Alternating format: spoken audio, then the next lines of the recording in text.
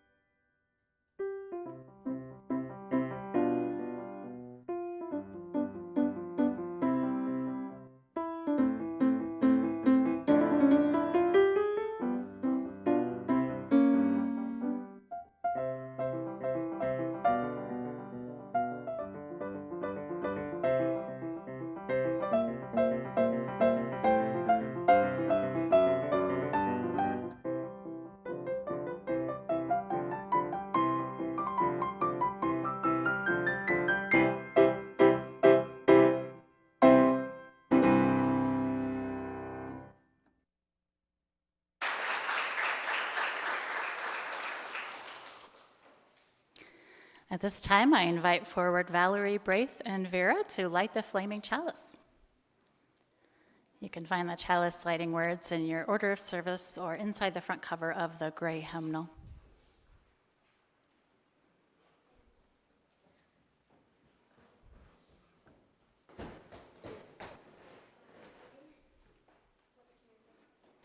All together. Spark of the Spirit, cupped in earth's embrace, light of love, alive in all creation. As we kindle this flame, we rekindle our connection to the sacred web of life. Thank you.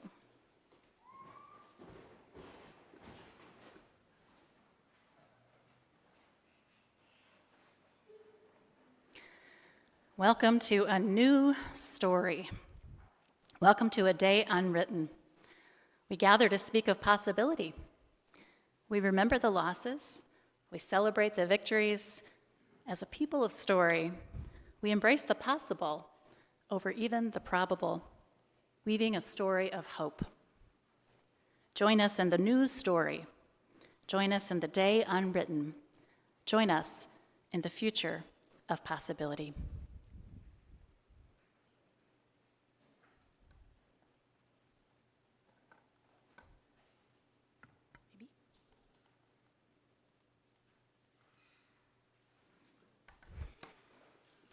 I invite you to rise if that feels good to your body and join in singing our opening hymn, number 1008, When Our Heart is in the Holy Place. It's in the teal hymnal.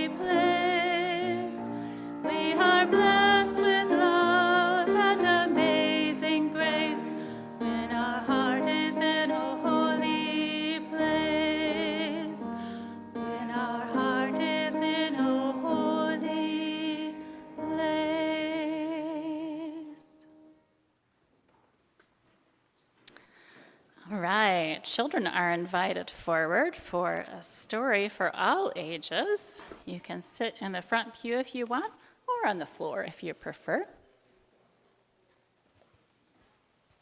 Good morning. I'm Christina Strong, Director of Religious Education here at First Unitarian. Am I on? Yes. I just think I need to hold a little closer. Okay. So our story today doesn't have any pictures on the screen, so I'd like you to picture it inside your head. It's called The Broken Story by Unitarian minister Reverend Christina Leon Tracy. This is a story about a man with a story about stories, if you will. Once upon a time, there was a man with a story. This wasn't any old once upon a time story, not one you could find on a bookshelf or hear around the campfire. This was his story and no one else's. This story had been carefully crafted. It began before he was born, and this story told of his loves and fears, his dreams realized and his dreams yet to come. This story was complete. It told his whole life, including those bits that still existed only in his imagination. In fact, this story was so complete and he was so happy with his story that he carried it around to make sure it was safe. It was somewhat bulky and unwieldy and difficult to carry, but he didn't mind because it was his story. The thing about his story was, it was very fragile. Made up of many pieces and held together only by his own imagination, he was worried it might break apart at any minute, and so he grew more and more protective of his story. He held it even closer. As he went about his life, he checked on this story to make sure that he was following it correctly. He avoided adventure and unknowns because, well, they might break his story. And then one day, the inevitable happened. Without warning, his story broke. It was unforeseen, and he hadn't done anything wrong at all.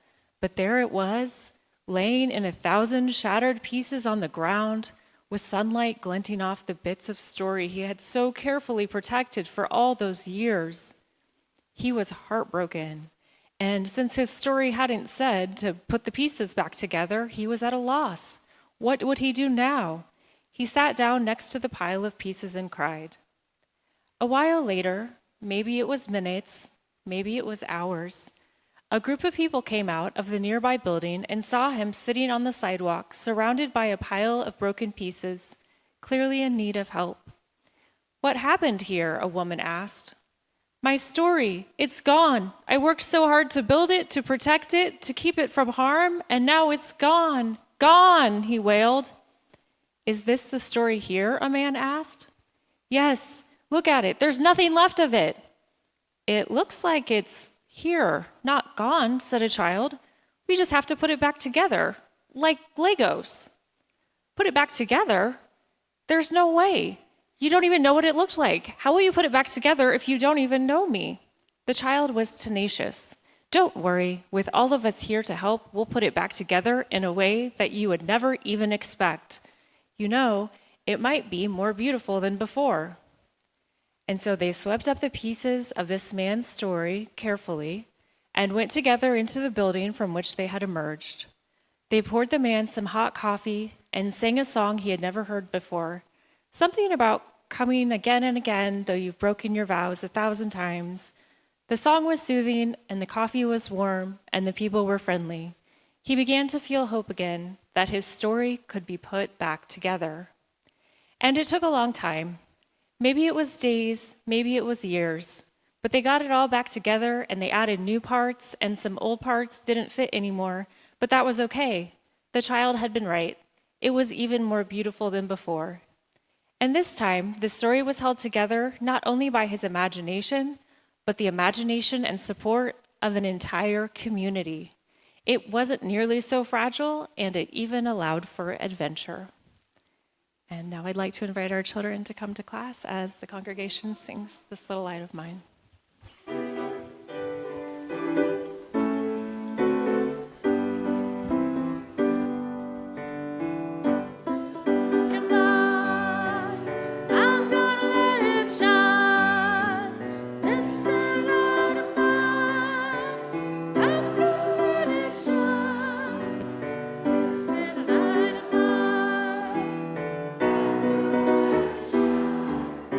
Shine,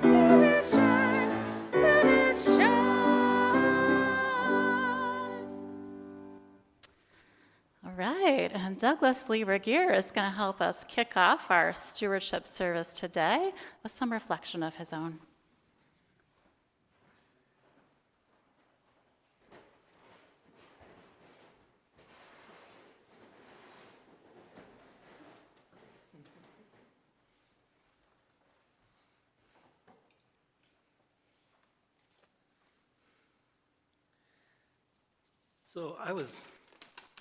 Thank you. I was glad when Shari asked me to make a statement about giving at First Unitarian. I love this place. I've been here for a long time, and I'd like to share a story. A story? You want a story? How about my story at First Unitarian? Wait a minute. That would take an hour or two. And I only have 3 minutes.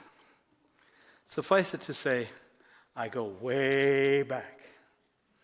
I started as a volunteer director of the nursery, served as advisor to different youth groups at different times, came to church to distribute flyers for just causes, served in quite a few leadership roles, but had quite a bit of time early on just occupying a pew in the back and wondering if somebody was going to talk to me at coffee hour. Now, serving on the Board of Trustees, I have become acutely aware of our budget and the need to raise funds. $290,000 to be specific,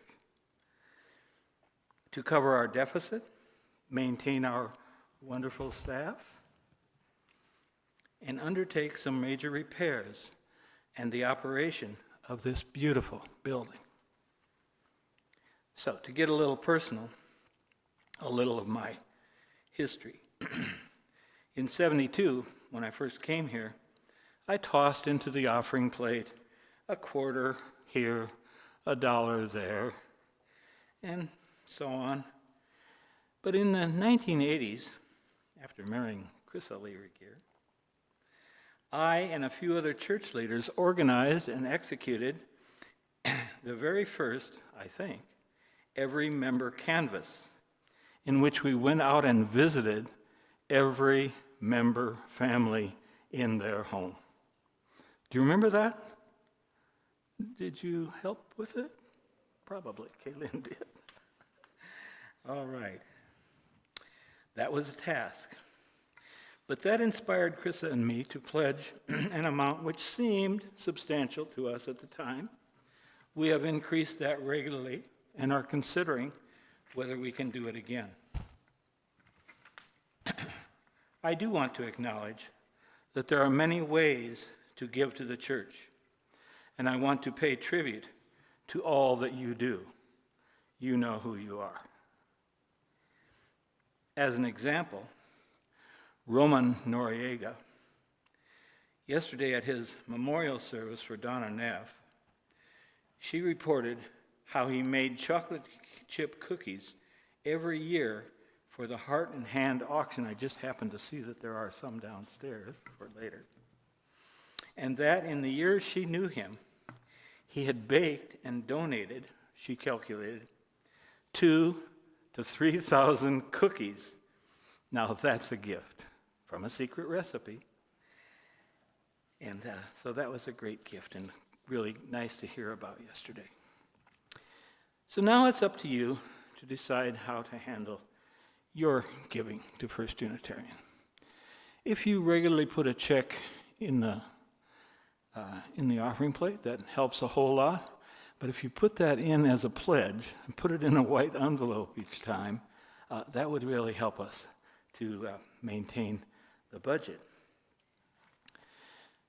You will, maybe you have already, be getting a letter from Kat, a letter from the church office.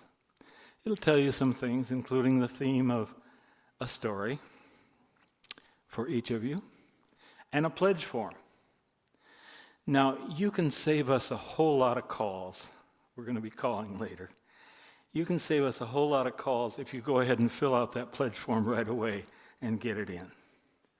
Otherwise, the Stewardship Committee will be making calls to everybody in the church to listen to your story and to ask you what you can do to either keep your pledge going or increase it. There will be some guidelines there.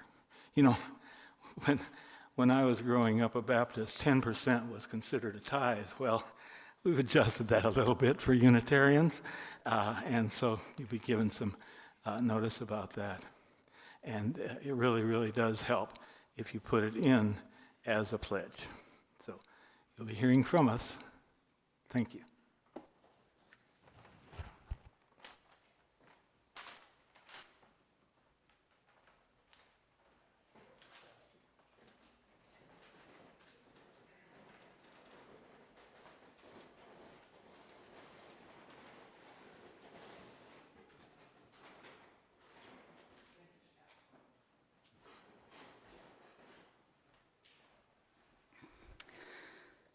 Thank you, Douglas, and to everyone on our stewardship team and call teams, and all of you who I know will be participating in the way that's right for you.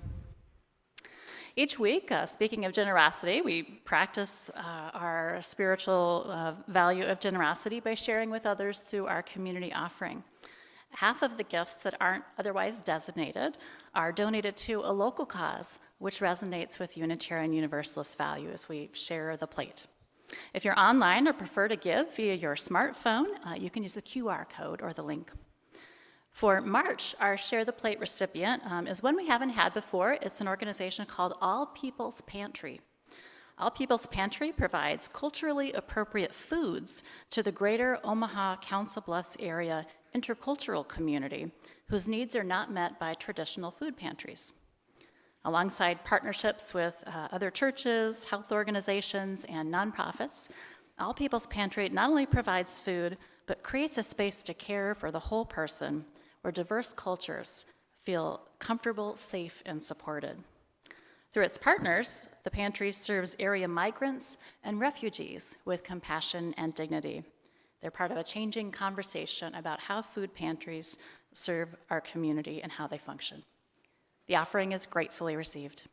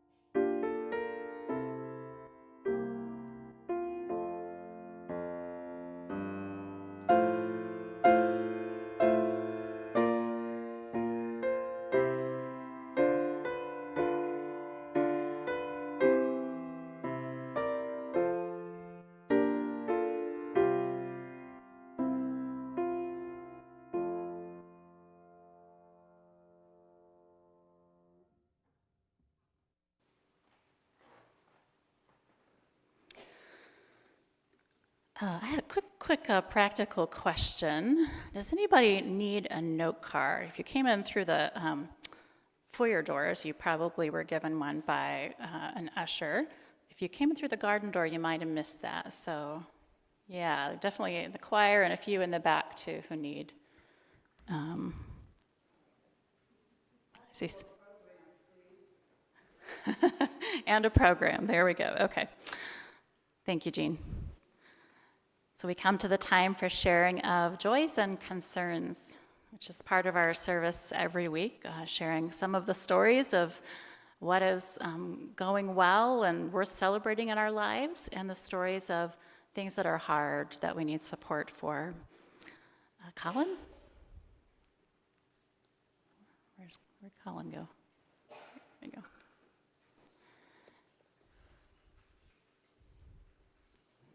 While he's coming up, I'll mention there's a few ways that you can share joys and concerns. There's this little aqua notebook at the back of the sanctuary every week. They can be submitted online in advance, or you can email them in. Yeah. From Christina Noriega, she says, thank you to everyone who helped and attended Roman service yesterday. A special thanks to our sanctuary singers. There was such an outpouring of love. Thank you. From Catherine Plumley, Donna Plumley, mother of Catherine Plumley, passed away on Wednesday, February 28th, after a thankfully short-lived battle with cancer. Thoughts, prayers, good vibes, and energy are much appreciated at this time.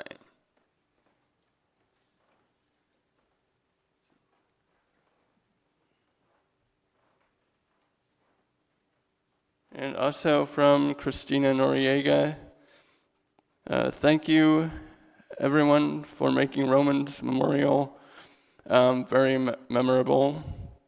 There are still t-shirts to take home. Please help yourself. Roman had quite the t-shirt collection, so we're spreading the humor and the joy of the t-shirts. As we call into the circle of our care all those who know both joys and difficulties, we sing together a centering song. Today we'll do Coming Home, which is, it's in the inside back cover of the teal hymnal. Here, I'll bring the words up. If you already know the tune, it might be easier just to look up there. And we'll sing it through twice. Feel free to close your eyes if you know it.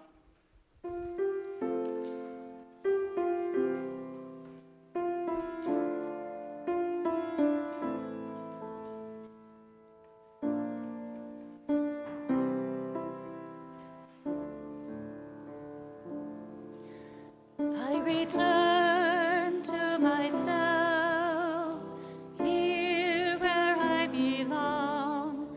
I am coming home, like a bird to its nest, like a river to the ocean. I am coming home. I return to myself, here where I belong. I am coming home, like a bird to its nest, like a river to the ocean. I am coming home.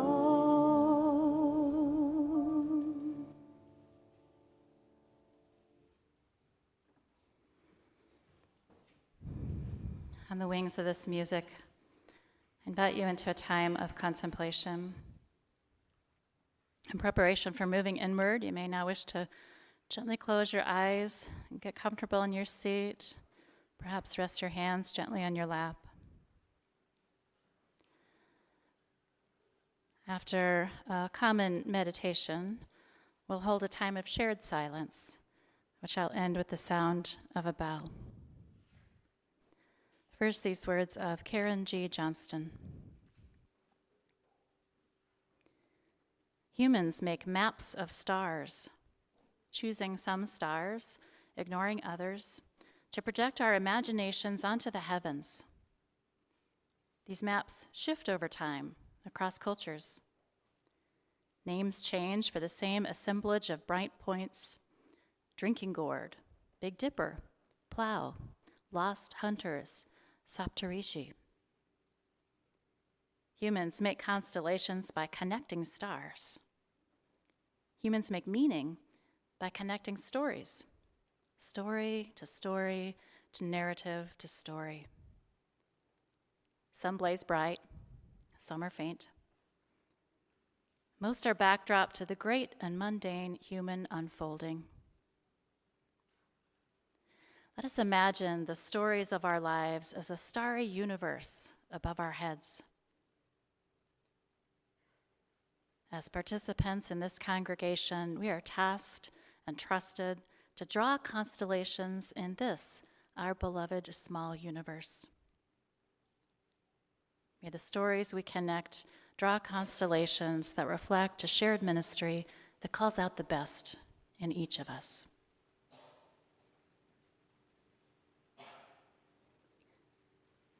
Time for your own meditation or prayer.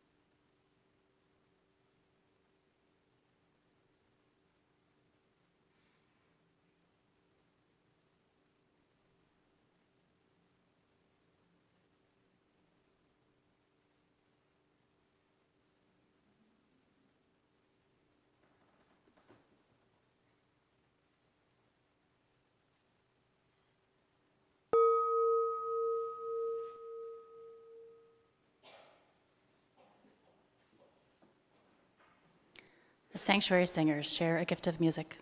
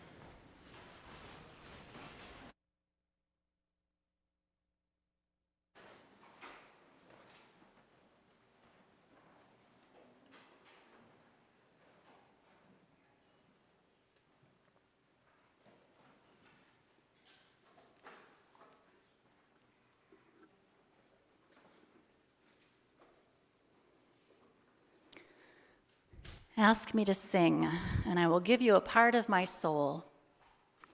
Ask me to sing, and I feel happy and hopeful and whole. Singing together with and to one another is a way we embody one of the core values of our religious community, the core value of generosity.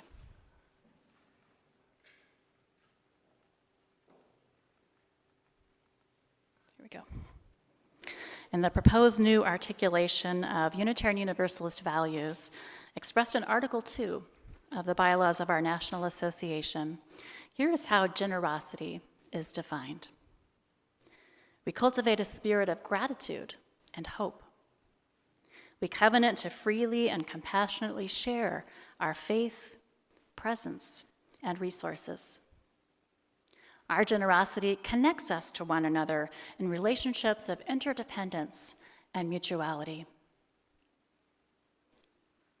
Ask me to sing, and I'll give you part of my soul.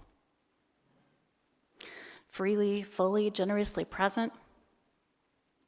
Ask me to sing, and I feel happy and hopeful and whole. And singing together, not only for the choir, but for the whole congregation, when we sing together, we join our voices, sync our bodies in the rhythm of the song, even harmonize. We create beauty and connection from our collective, something that brings joy and care to us all. The full sharing of our presence and our voices is but one form our generosity can take. Members of this community express the value of generosity by bringing meals to those who are ill or grieving, by volunteering time to support church programs or outreach efforts in the wider community, and by sharing financial resources too. We can also practice generosity, building relationships of interdependence and mutuality by listening to one another's stories. People here share their stories every week during Joys and Concerns and downstairs at coffee hour. Many of you did it yesterday as we shared memories of a dear member of this community, Roman, at his Celebration of Life service. I think that's the best part of those services, is learning more about the person as you hear more of their stories and feel more of those connections to them. Those who participate in sharing circles and many other small groups and classes routinely practice the powerful gift of listening to one another's life experiences. In fact, the roots of the word story point to stories as a form of inquiry, a way of finding out more about oneself, other individuals, and even groups we're part of. The Latin word istori, I-S-T-O-R-I, means history, account, or tale. Go back a little further and you reach the ancient Greek historiae, or historio, meaning I inquire. I inquire. Even further back in the mists of time is the Proto-Indo-European Weydtor, W-E-Y-D-T-O-R, I'm not quite sure how to pronounce that, which means knower or wise person. And the key idea from any of these languages is that we can gain wisdom when we ask about, tell, and listen to one another's stories. One way to think about a community like this one is as a collection of the many stories of those who participate in it. Some of you will recognize these photos. I find myself visualizing this collection of stories kind of like a quilt, with blocks or stories contributed by different people, each person adding their own block to the collection. One of the stories in the church's history is of an antique quilt created in 1898 by women of the church and a forerunner of our Women's Alliance, which was then known as Unity Circle Number 1. The quilt was actually a fundraiser, so it feels appropriate to bring up this story on our Stewardship Kickoff Sunday. I won't go into those details now. You'll hear more in the March 17th service in 2 weeks about church women and their efforts that reinvigorated First Unitarian Church of Omaha at critical moments in this congregation's history. So for now, let's focus on the quilt more as a metaphor of how all of our stories, our sharing, and our generosity of spirit can be stitched together to make something that is both beautiful and practical, like a quilt or a church. In fact, I want to invite you to reflect on one of your stories of participation in this community. And then when you've had a moment to pick one, you can turn to a neighbor and share your stories with each other. If you're new and you feel like you don't have any stories or you're feeling shy, you can just listen to a couple of other people sharing their stories. Talk amongst yourselves.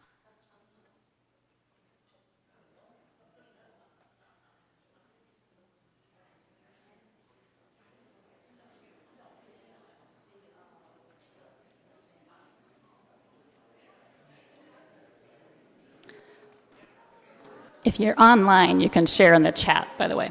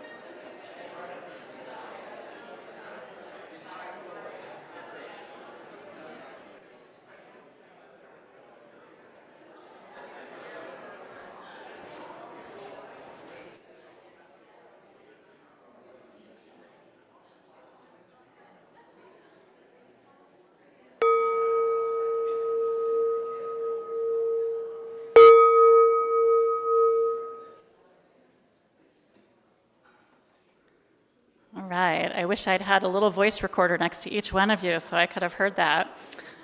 We do have a camera set up downstairs again, so if you're willing to share something much easier, like a yes, no, fun question, check that out in a coffee hour.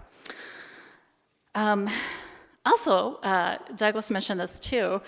In addition to answering any questions about pledging and the stewardship mailing, which should be coming into mailboxes this week, when you get a call from one of our stewardship Canvas team members, they want to hear some of your stories about your involvement with this community and what it's meant in your life and why you care about it. And we may share those with the leadership too as we're thinking about the future of the congregation. Now, in addition to the stories that we share with each other just as individuals, there are stories we create together as a community. I'm always fascinated to hear people tell stories from different moments in the history of the church. Often there's a predominant or official way a particular series of events is told, but usually if you talk to enough people, and you'll hear many different perspectives, kind of a kaleidoscope of perspectives on a moment in time or something that happened in the community's history. Newton Mann is perhaps the most renowned of the clergy who have served this congregation, and I think that's perhaps the story I've heard about the most since I've been here. He was already well known for his advocacy of Darwin's theory of evolution when he arrived in Omaha to serve this church in 1889. You may have noticed the plaque in his honor there at the back of the sanctuary. And for a major anniversary milestone that was, 5 or 6 years ago, the church even put on an original musical, Newton Mann Superstar. So you can hear the story right there in the title. What I find most interesting about the story of this minister is actually what it says about the congregation, that they called him. Your predecessors called this person who was the first to embrace, it was really radical, to embrace evolution as part of religion. And you retained him for 20 years. He's still the longest serving minister of this storied congregation. So one way of telling that story is that this congregation has long embraced innovation and cutting-edge thinking. The people of First Unitarian are not afraid to stand out or to embrace evolution, not only in science, but in religion. There are many more stories about people and events in the history of the church, and again, I'm really looking forward to some that I know will be coming up in 2 weeks. A more formal kind of story can be gleaned from official statements of the church. One of the earliest of these is the Bond of Union. It was established in 1869. Now, First Unitarian was at that time still firmly within the fold of liberal Christianity, like Unitarianism generally. Yet ours has always been a faith of deeds, not creeds. That was one of the things that distinguished the early Unitarians.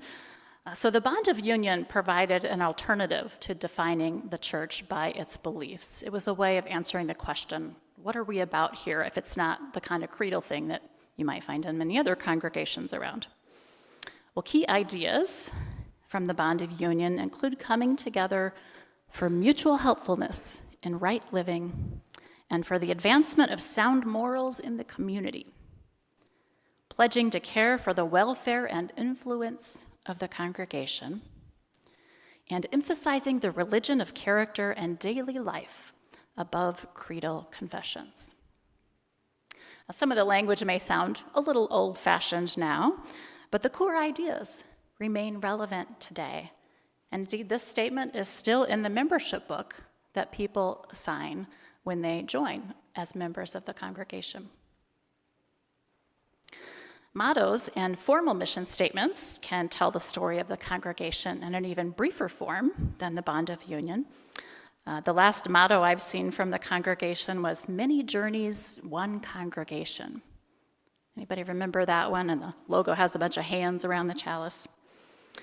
Many journeys, one congregation. That tells a newcomer much more succinctly than the Bond of Union that a great diversity of belief and inspiration and practice may be found among the people here. But what I find perhaps the most telling to listen for are the unofficial stories about who we are as a church. A few examples here. I've heard so many individual stories about people who were woven into much needed community by coming here. And that to me is one of the most important pieces of First Unitarian's identity. This is a church that helps overcome the isolation and loneliness that is so common in our society. Is this the church that makes music? Could that be our story? We have almost an embarrassment of riches. I don't know if you realize that. If you've been here a long time, it's easy to take it for granted, but a wonderful choir, fabulous choir director, if I may say so myself. You've heard what our pianist does today. I didn't ask him to show off. He just does that all the time. We have this fabulous, rare Skinner Aeolian organ. I mean, who gets to have that?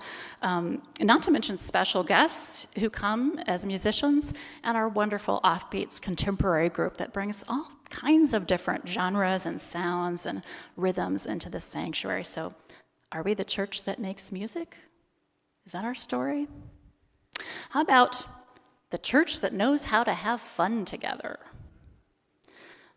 This is one of the unofficial stories I heard when I was in search and looking at this congregation to possibly be your minister. The interim minister before me characterized this as a group of people who know how to have fun together. And that's kind of part of our theme for this year, play and purpose. We do like to play, right? It's important. Perhaps this is the church with the beautiful historic building, this spacious, sun-filled sanctuary certainly invites a sense of reverence, even for the most humanist among us, I think. There's it holds you. It's beautiful.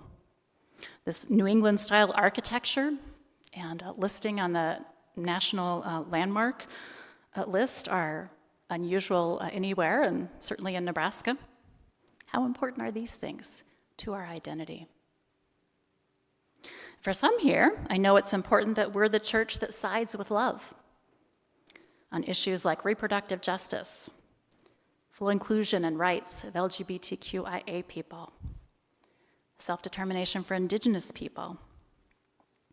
And of course, we have our sister church relationship with the Clare Memorial in North Omaha, and I just went to parts of the Omaha Film Festival the last couple of days, and on Friday night I saw a really impactful documentary called Divisible.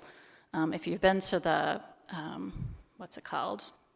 Museum showcase type thing, display that's been at the Union for Contemporary Arts and is now on the UNO campus. It's like that, even more powerful in people's voices, and they're very powerful stories about how redlining continues to impact Omaha. So all of those things, for many of us, siding with love is an important part of our story, trying to help make things better in the community where we live. Or maybe we are the church that loves to learn.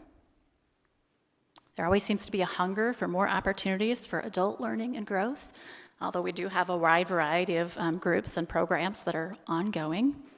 And of course, the programs that we provide for our children and youth are a point of pride. Are we the church that loves to learn? Are we the church that right now is letting the youth choose the colors that they're going to paint the new teen room? We are. We are. Those are a few of the possibilities I witness in this community. I invited you earlier to share an individual story with a neighbor. I want to do something a little different now and invite you to jot down the story of the church, as you might put it. If you were to write a motto or sum up who we are as a congregation in 2024 and looking to the future, how might you phrase that? So you can take the note card and the pencil that you got and jot that down. It's up to you whether you want to put your name or initials on it. We will be collecting the cards here in a couple of minutes. And again, those who are joining us online, you are welcome to put something into the chat, or you can also use the email that's there on the screen and send it in.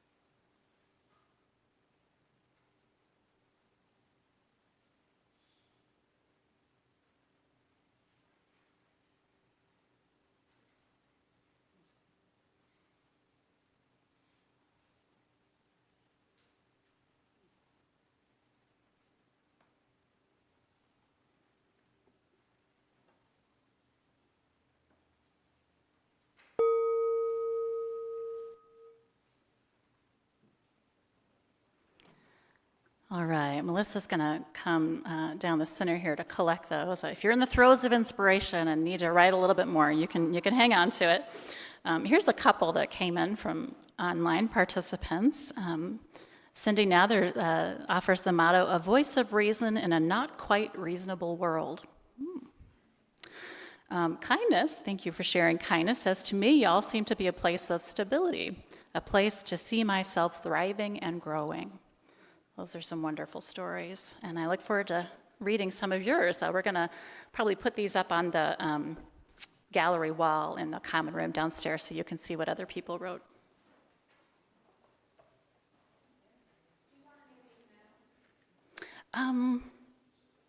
No, we'll just, you can look at them downstairs.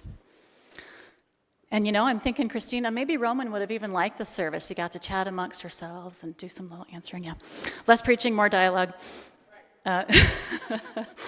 Thank you for practicing generosity today by sharing your stories and ideas, by building relationships of mutual care and connection. Thank you for sharing your faith, your presence, and your resources, including your pledge, which we do need to run the church. I'm really glad that this church is part of your story. And wherever our collective story as a congregation goes next, I'm glad that you are part of the story of the church. Let's keep sharing these stories as we create our future together. May it be so. Amen. All right, you can rise if you like. Our closing hymn is number 1028, "The Fire of Commitment."